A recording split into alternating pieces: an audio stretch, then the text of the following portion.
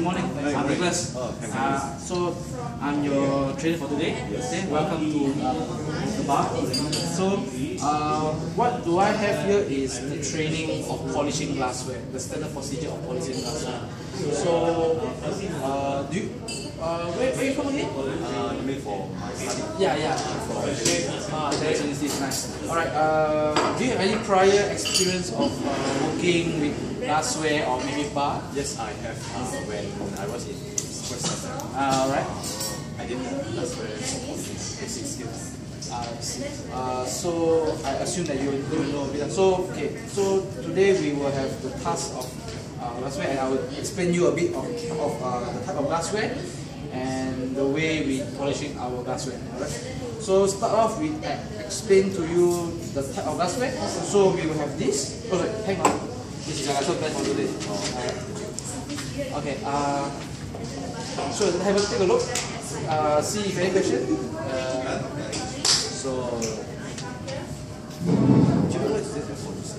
I'll explain to you later and we'll come to it. So if no problem, we will start off. Alright. Okay. So what you have here is this. This is water goblet.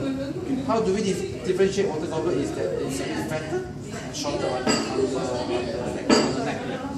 So this one usually we use to put water. Usually just water. Alright, then next up, this one is wine glass. You can see by the thinner neck and smaller stand, narrower mouth. Usually we use it to put red wine, white wine. Okay. So this is Holland glass, also known as highball glass. This one we put cocktails, mocktails, and juices. You can also put water, but we have water goblet for it, so we have the Holland glass for that. This one is the one you're asking about. This one is special for wine tasting. Why is it called wine tasting glass? The reason why it is specially made for wine tasting is that you have a narrower mouth compared to the wine glass, so that when you give it a swirl, the aroma will come up, and because due to narrower mouth, so the aroma will not explode so fast, so that you can smell more clearly and can identify better. So this is we call it glass cloth. It's actually lint free. So what does it mean by lint free is that when you wipe the glass, it will not leave any loose. You know, sometimes you have those dusty looking things stick to your glass. This one is lint free. Okay. So we have a wine bucket here, but actually we don't need wine bucket. You can just use any container. Wine bucket is can contain the most water, so we use that one. And this is just a normal dinner plate. We use a cover so that inside here we have hot water, so you can see steam coming out. Alright. So the reason why we have dinner plate on covering is to prevent steam running away and to prevent the water from cooling down too fast. So that's the reason why we cover it up. So let me dry it up. Leave it one side here. Okay, so the first thing you need to know is when you open up your glass cloth into half, this follow as I do. Open up like this, half like this. Yep, half will do. Alright. So first up is to take up the wine glass. So take up the water goblet, any glassware will do. We must prevent. You see this like very dirty, right? So we try to hold it in this way. We hold the neck or hold the stand. Try not to hold here because it will leave fingerprint. So the first thing you do is you put your glass like turn over, letting the steam going in. You can see steam is building up inside the thing. So yeah, you can see the steam building up. Next up, pour your glass like this. Turn it. Put some cloth inside it.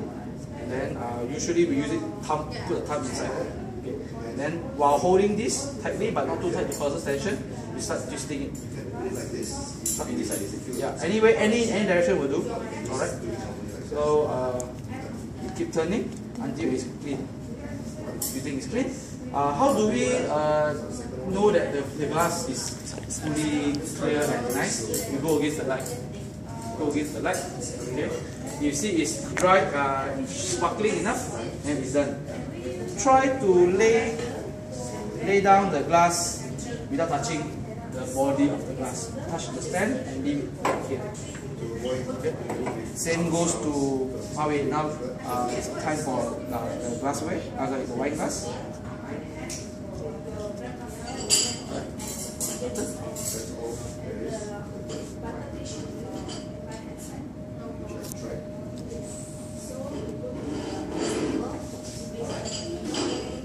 So same procedure. Hold the glass at the stand.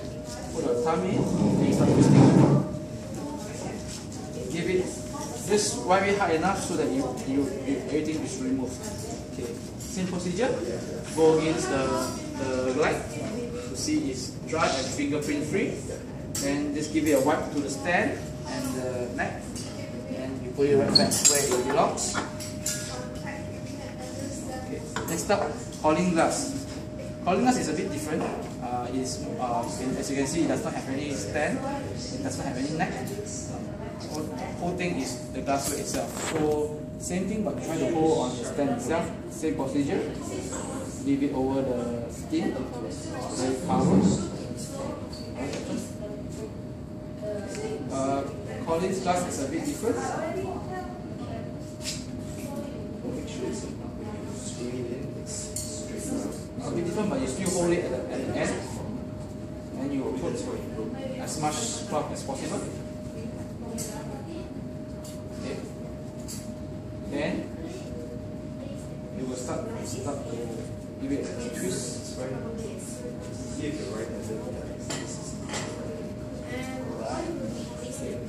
So also must make sure that there's no fingerprint go against the light.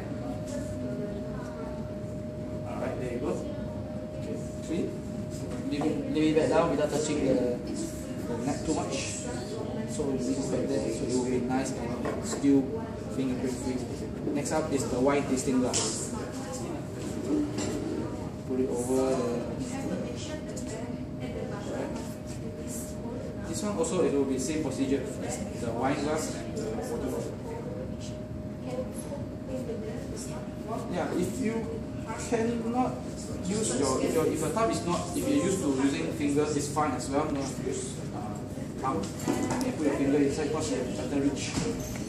So wipe outer level.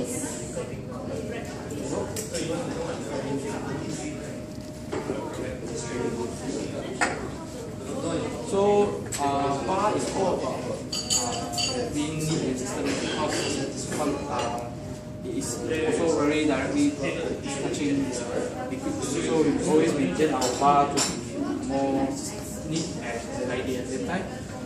So next thing is, so we just pull it back nicely after you're cleaning all the glass. Arrange it properly and just leave it one side. Don't forget, after polishing the glass, don't forget to cover back the steam so it prevents it from cooling down. So you can use it for later. So, alright. Is there any question?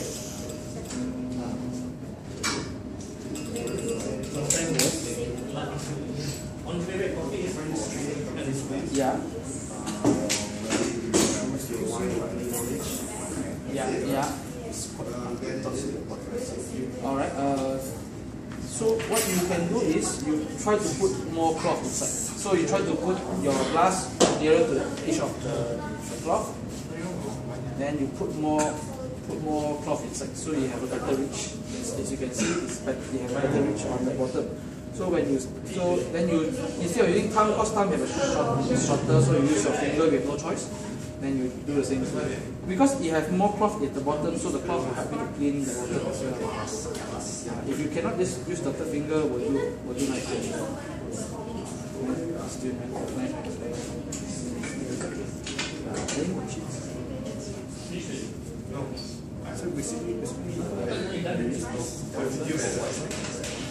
Usually use it for red one.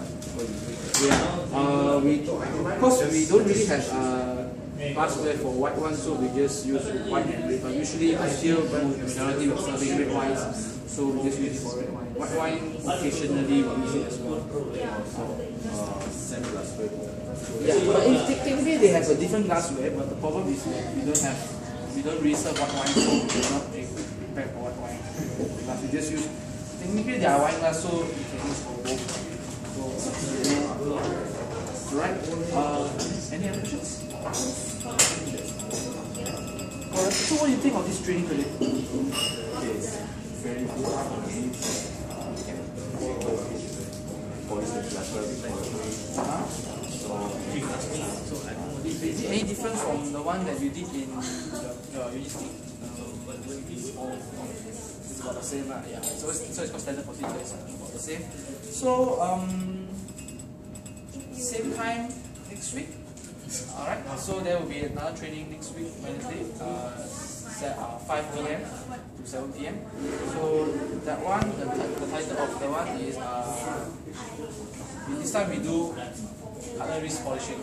So it's, we also call it silverware. Okay. Alright. Thank you for your opportunity. Okay, thank you.